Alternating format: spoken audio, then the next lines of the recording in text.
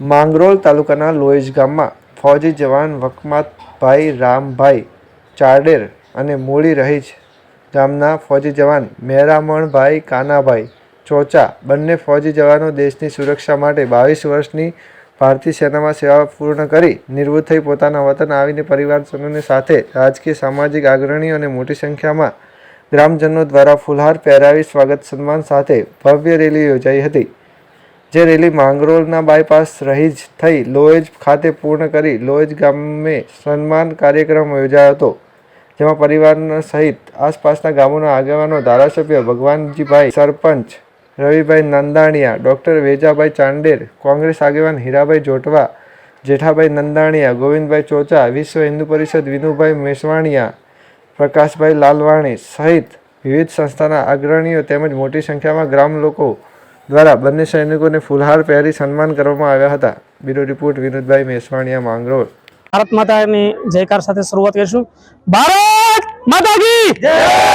ભારત માતા કી જય! ભારત માતા કી જય! વંદે માતરમ! વંદે માતરમ! વંદે માતરમ!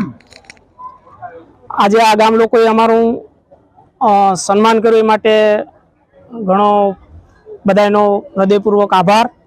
અમે બે ભાઈઓ વકમતભાઈ ચાંડેરા અને હું મહેરામણભાઈ ચોચા બંને ભાઈઓ 21 વર્ષની માથે 22 વર્ષની આસપાસ સર્વિસ કરી ને આવ્યા છે।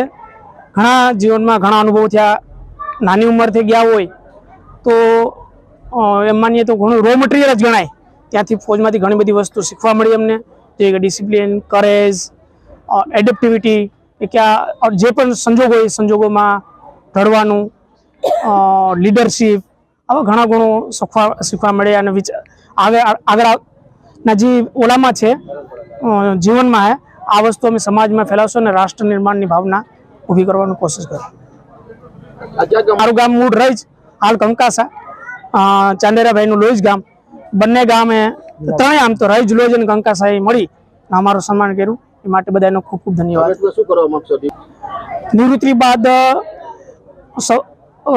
પોતાનું પ્રોફેશન તો કરશું જ, હારે હારે જ્યાં જ્યાં પણ જે પ્રમાણનો સમય મળશે એ પ્રમાણે રાષ્ટ્ર નિર્માણ, દેશભક્તિ લોકોમાં ફેલાય એવી અમે પેલું કરશું।